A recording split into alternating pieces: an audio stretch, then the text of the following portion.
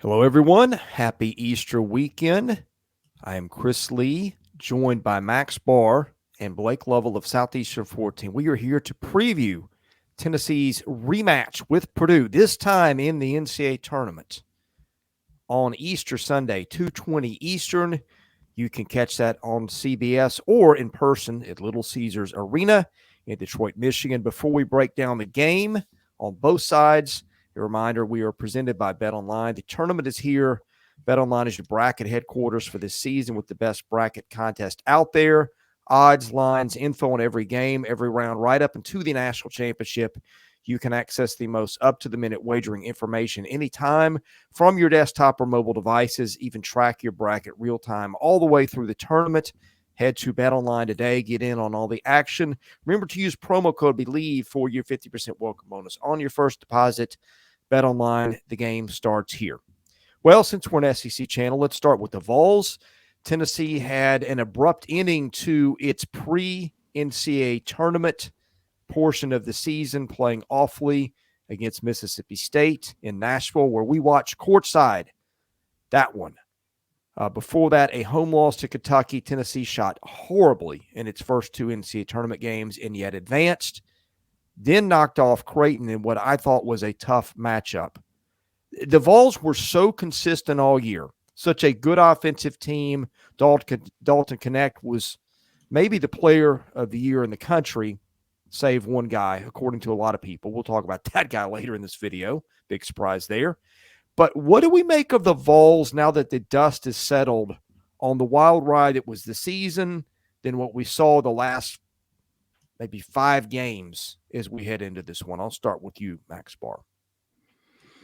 Well, surprisingly, a lot of these Elite Eight matchups are rematches. So we do have a little bit to go back on and look on and compare. It was all the way back in mid-November, so you don't want to draw too much from it.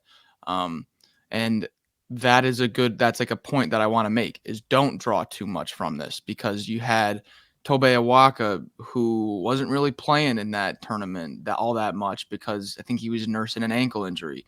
You had Ziegler, who was coming off the bench because he was coming back off the ACL. He only played 28 minutes.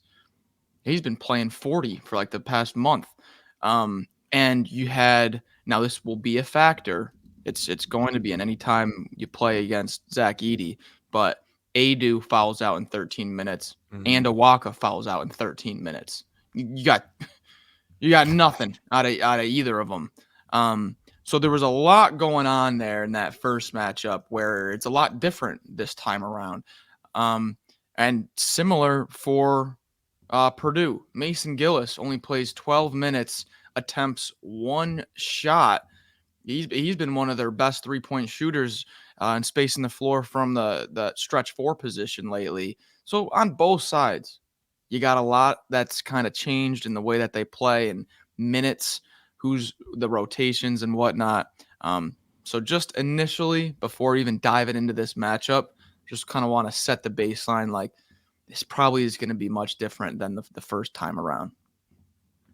Yeah, I think for Tennessee, it's very clear where they're at right now. You can pick on their offense all you want. You can say they don't shoot it well, and they may have some stretches where they don't, but they're going to have a chance to beat anybody in the country when they play defense the way they did against Creighton. And, again, if you didn't watch the game, you're going to say, well, they gave up 75 points. No, watch the full 40 minutes and see how they play defense against a great offensive team in Creighton, and just see how miserable Creighton was in that game trying to get anything going offensively. So that's really what it comes down to me. If Tennessee's going to beat Purdue, it's going to be how they defend. That is really going to be everything, because this is one of the best offensive teams in the country from a numbers perspective. Played one of the best schedules in the country. They are just, they're a number 1 seed for a reason. They're in this spot for a reason. And the Tennessee's path to victory, certainly going to have to hit some shots, but the way they're playing defense, they can frustrate anyone, Purdue included. Well, let's talk about the big matchup, and that is Zach Edey. And I'm looking, unless I'm missing something, he's not fouled out since his freshman year.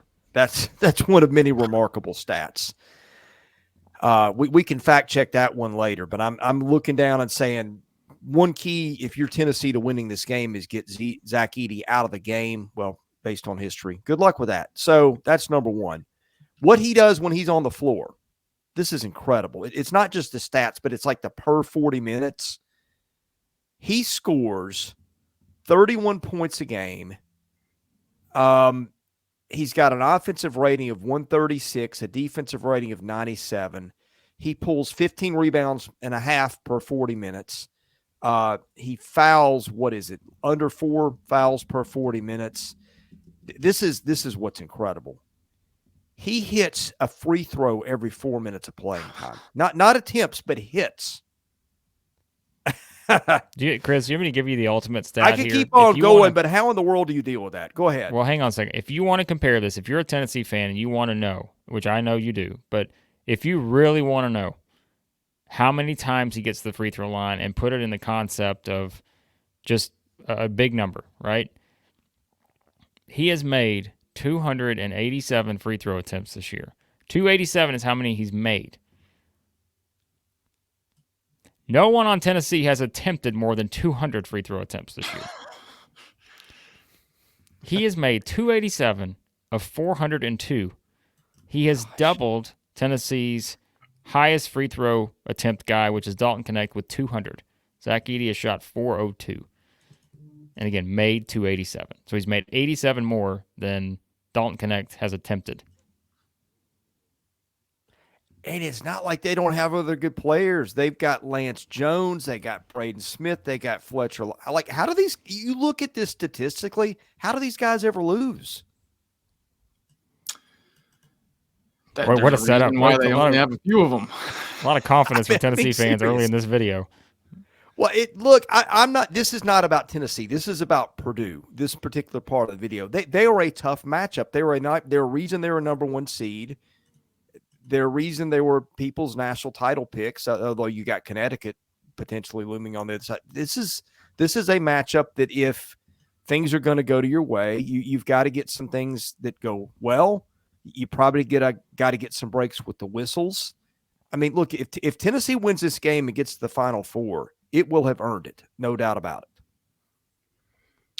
Well, I mean, I know Tennessee lost the first matchup. I kind of mentioned earlier why that may have been a difficult time for Tennessee to catch Purdue. But the past 3 years, pretty much, past 2 maybe more so with Smith and Lawyer, the way to beat Purdue, what everyone says, is get up into those guards and pressure the heck out of them. Just make life nasty for those guards. Pressure those guards till no end. Well, hey, you're not going to find a better perimeter pressure defense in the country than Tennessee. So I do like that area for Tennessee. And also, you're seeing the same defense twice, kind of, in a sense, where it's that big 7-foot drop coverage beneath all the other action going on. It's not like you're going to see something completely different. You're going to have to make those mid-range, and it's – so I like how they're going to kind of see that same drop coverage type of defense. The only thing that I'm like, darn, is just from a Tennessee perspective, you're going to be fighting against the refs the whole game. Like if you're going to be fighting against the refs and you're not going to get calls when you go against Edey. It's just like it's guaranteed that there's going to be some controversy or argument or over fouls or whatnot. So I'm just like dreading that, knowing that the refs are going to be a part of this game. Well, also to add with Edey, do the comparison game. I found this one was good, I thought, too. He has as many offensive rebounds as Josiah Jordan-James, Tennessee's leading defensive rebounder, has, right? Like, Edey's got 169 offensive rebounds. Josiah Jordan-James has 170 defensive rebounds. That leads Tennessee. ADU has 162. So, I mean, what do you say? I mean, people can, and trust me, we've seen this from the Tennessee fans. Sam, we know you're watching. Pick on Zach Edey, but when you just look at the numbers of what this guy does, and I know people will make a big deal of the free throw attempts, but everything else, I mean, my goodness, like this guy is just, he does everything. Monster. And that is the problem. Like it is just it doesn't matter who you are. It's a tough matchup, but like Max said, I'm curious to see how the guard play pans out here, because that's going to be very important for Tennessee in this matchup. Well, I think you guys have hit on something. Well, first of all, Tennessee's got a guy named Dalton Connect who's no slouch himself, different type of player, but he has shown the ability to win games almost by himself at times this season. But something Tennessee did in its game with Creighton. Now, Creighton's not a team that forces a lot of turnovers, but you can almost do this by accident. Tennessee turned it over 4 times in the game with Creighton. You talked about the guards. In the games that Purdue lost this year, it turned over, from memory, just having looked at this, I think 17, 14, 14, and 16 times. If you were Tennessee, it is going to be hard to get possessions, but get the edge there, because Zach Edey will be grabbing boards all over the place. But if your guards can't turn it over and don't turn it over, and they've got one of the best ball handlers and the most cool guys with it in his hands, and Zakai Ziegler, and Blake touched on it earlier, I think that is a key to Tennessee pulling an upset, is just getting extra possessions and extra shots through what I think is a little bit of an advantage there, Max. That's a great point. That was I was gonna pull on that when I was making my pick. You have, and when we're talking in conference numbers here, I'm not talking full season. Tennessee defensively, number 1 in the SEC in turnover rate and steal rate. Offensively for Purdue, 8th in the Big Ten at protecting the ball, turnover rate offensively. And then on the flip side, Tennessee's offense to Purdue's defense. Tennessee number 1 in the SEC in protecting the ball, offensive turnover rate. Purdue 13th in the Big Ten in forcing turnovers. So you have that dynamic again, kind of pulling on the same thing that we did in the Creighton game. That Tennessee, you saw how valuable it was in the Creighton game, getting out and transition in front of that Creighton set half court defense. If they can find a little bit of an angle here for that also, Tennessee's going to get out and run.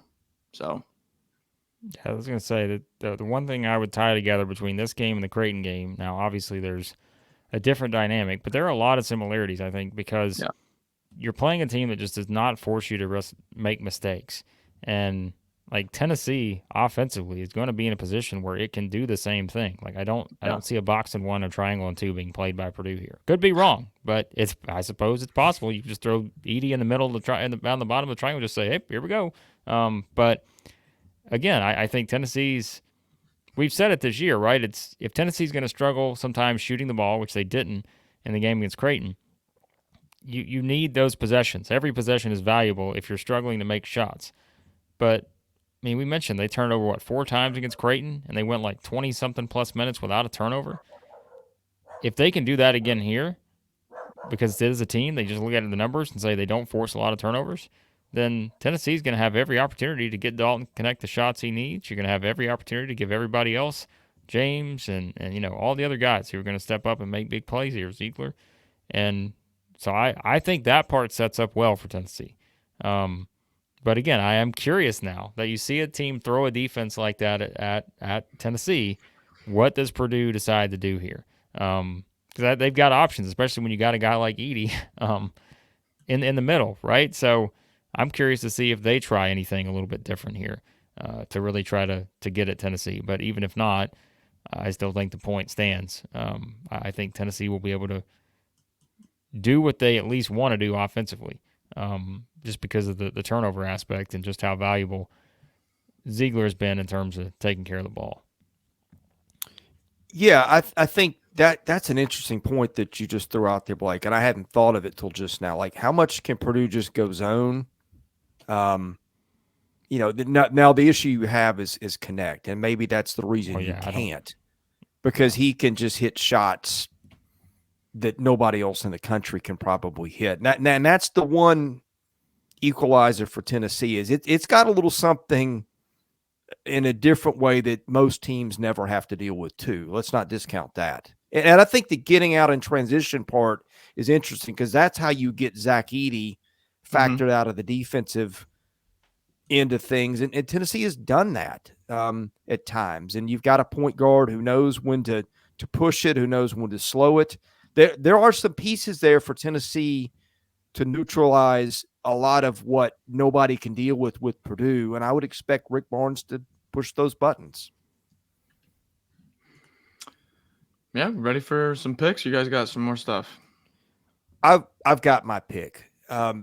Look, I said all along, I really love this Tennessee team, but I was worried about two teams that they could match up with in this tournament. One was Purdue, one was Connecticut. I said, I think if you're Tennessee, you want to get a one to where you don't see either one of them till the Final Four. Unfortunately for Tennessee, that's not the draw it got. We've seen this one play out once. Tennessee had two guys foul out trying to stop Edey. Can Tennessee win the game? Yes. My problem is Edey, and it's also the team that was number one in the country in three-point shooting in Purdue. So even when you lock him down for a moment, you got to deal with those guys. I just think it's a bad matchup for Tennessee. The Vols have had an outstanding season. They're every bit a top 5 team in the country, but I think this is one or two teams that just are awful. I mean, and to be fair, Purdue is an awful matchup for darn near anybody. But I think this is, you put them in the top half of the bracket, you give them Duke. I think Tennessee wins that game, gets to the Final Four. Unfortunately, that's not the draw that the Vols got, and so I'm going Purdue here. All righty. Tough pick. This is a tough one. I'm not going to lie. No, it's not, Max. Don't overthink this because we've got something in play here. Don't overthink it. Well, I know my pick. I was just making one fan base feel a little bit better about themselves. This is what I'm looking at here. In the first game, Fletcher Lawyer with 27 points. That matches his career high. Matches it at 27. Ziegler, only 28 minutes, comes off the bench. Adu, only 13 minutes, fouls out. Awaka, only 13 minutes, fouls out. Connect, only 16 points. What, did Tennessee lose by 30 in this game? Sounds like it. Oh, no, it was a 4-point game? And with all that happening? Man. Give me those balls. Give me those balls. Okay, well. That's not what you had planned, was it, Blake? It wasn't, but that's okay. At least we prevent it ultimately here. There's no Southeastern 14 kiss of death, the phenomenon for all the new fans checking in. Anytime we all three pick against a team, that team usually wins. So even though Max did not hold up his end of the bargain here, there is one thing Chris said that I am gonna look at here that I think is interesting because he's right. Purdue shoots the ball so well from outside, right? Yeah. They just really shoot the ball well. But the last time these two teams played, they went 4 of 15 from three for 27%. Tennessee did not really allow them to get a lot of those three-point looks. Now, ultimately, it didn't matter because, as we said, who kind of took over the game? It was a free throw game. I mean, Purdue shot 48 free throws in the game against Tennessee. If Purdue shoots 48 free throws in this game on Sunday, Purdue is going to win this game. I feel very confident in saying that. I find it hard to believe they will shoot 48, although there are probably some Tennessee fans that think Edey himself may shoot 48 in this game, which I assume is always a possibility. But I think there is some interesting things here. Max brought up, it's like you felt like if you look at the numbers, Tennessee probably should have lost that game by more than it did. But it didn't. It was right there with a chance. And I also look at this Creighton game that we just saw. And for all the numbers, I know Creighton ended up shooting it pretty well from three, actually, in this game. But it still did not feel like Creighton ever got into an offensive rhythm. And I think that's the big thing to me is maybe Purdue doesn't have to get into a great offensive rhythm. Maybe it is just going to be as simple as, you know what, we don't think you can stop Edey. We're going to give him the ball on every single play, and we're going to foul out Adu. We're going to foul out Awaka, and then good luck.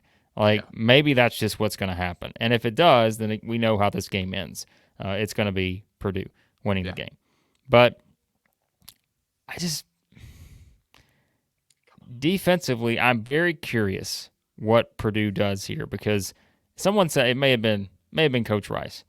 These are the kind of games that Tennessee brought Dalton Connect in for, is games like this where you kind of know you got no shot of scoring at the rim if Edey is around. Like, he's going to block shots. He's going to get a rebound. They're really going to limit your opportunities. So you're going to have to be able to make jump shots. And I know for Tennessee, that is it's an interesting thought sometimes if you're relying on everyone making jump shots. But, I mean, this guy can do it as well as anybody in the country. I'm going to take a chance on Tennessee here. It's a bad matchup, like Chris said. I thought Creighton was a bad matchup. I thought Purdue was a bad matchup. But I don't know. I also said going to the tournament, this is one of those things where you think about, like, the bad voodoo for Rick Barnes. You have to play your former team. Or first, you got to start with St. Peter's, the team that just knocked off the SEC national champion hopeful 2 years ago. Then you got to play your former team. You got past both of those now. Okay, then you get past the Creighton team that everybody thought was a bad matchup. And now you get the Purdue team that knocked you out several years ago when everybody thought it was Tennessee's best chance to get to the Final Four and or win the national championship, the Grant Williams team, Admiral Schofield, all those guys. Maybe there's just something about this tournament that's going to give Tennessee an opportunity to advance. I'd be lying if I said this is going to be really challenging for the Vols. I don't like the matchup either. But I'll take a chance on Dalton Connect here and just say maybe this is it. Maybe it's a very similar thing we saw against Creighton. Connect hits big shots, but other guys step up and hit big shots, and their defense is ultimately what makes this thing interesting. But, man, when I see those Zach Edey free throw numbers, I'm thinking, should I really do this? This man does not know what he's going to do. Well, no, I've already picked Tennessee. Come on, we're talking about an Elite Eight game here, right? It's not like there's just a clear cut. Yeah. I mean, these two teams are in the Elite Eight for a reason. But that's your biggest concern, though. If you are going to take a chance on Tennessee, it is kind of a repeat from last time, right? Where it's just you foul out Adu. That just puts so much pressure on Tennessee. But we also said he didn't play very much in the second half of the last game. But you got to have him here. He's got to be on the floor a lot more, just given what Edey can do. So I do have one more thing to add. Go. You got something also, Chris? Nah. No. Okay. So it's the only 1-2 of the Elite Eight, which is pretty cool. It's the only 1-2 matchup. And then also, these are early reports from VSiN, but the most public side of the Sweet 16 lost. That was North Carolina against Alabama. The most public side of the Elite Eight is Purdue. 76% of the bets, 86% of the handle. Vegas got absolutely cleared in the first weekend of the opening weekend there. I think it was Saturday. They just got smoked with every favorite winning. And they've been slowly getting their licks back. So just something to note that Purdue's the most heavy public favorite of the Elite Eight. Just something to note. More than UConn. Interesting. Yes, Connecticut is 65% of bets, 72% of handle. So still a public side, but not up there at 86. Would not have expected that. Listen, no matter what, Rick Barnes or Matt Painter going to the Final Four here. Like, sure, man, you're happy for whoever makes it. One of these fan bases is finally just going to get what they've been waiting for a long time. So I know we're supposed to be biased as the SEC channel, but hey, this is you couldn't ask for a better setup in terms of somebody's going to have quite a story to talk about when they get to the Final Four coming out of this game. Should be tremendous. Yeah, I'm very indecisive on this one, but that's what happens when you've got a number 1 seed and a number 2 seed in a region where it kind of played out as we expected. So, and what happened is that I unknowingly prevented the Vols from the dreaded Southeastern 14 kiss to death. I did not know I was doing it at the time, but that's what happened. Well, I mean, come on. If Max had picked Purdue, we all know that I would have picked Purdue as well. But, you gotta be very flexible when it comes to these picks. I actually got a little NIL money coming in between the picks, and so I decided to change my pick to the Vols. Coach Rice sent me a little NIL money to pick the Vols on this one. So, yeah. Oh, and we'll be live after the game. We will. Yeah. So Purdue fans, result. Purdue fans, if you win the game, you want to come in and tell us how. Come on in. We're idiots. Come Why are on we in. playing We'll on have fun. Easter? Why are we We'll playing talk on about- Easter? Talk about the game. So, All hey, right. Chris, at least it's not at 10:30 at night. That's all I'm going to say. Yeah. At least it's not a 10:30 Eastern tip. So, I would rather it be at 10:30 at night on Easter. well, we've had a lot of those in this I tournament. mean, it would be fun either way, but yeah, I mean, we've been keeping the caffeine brokers in business around here. Purdue All right. fans, let us know in the comments. What are you worried about in this matchup? Mm-hmm. Tennessee fans, let us know in the comments. I know what you're worried about in this matchup. But let us know what you think about the game. Give us your picks. Be as biased as you want. All right. We'll be here to recap it later. Thank you for watching, especially if you made it this far. Give us a thumbs up. That helps our analytics. Hit that subscribe button if you haven't. That costs you nothing. And watch us later. Tell a friend. For Max Barr, for Blake Lovell, I am Chris Lee. We are Southeastern 14, presented by Bet Online.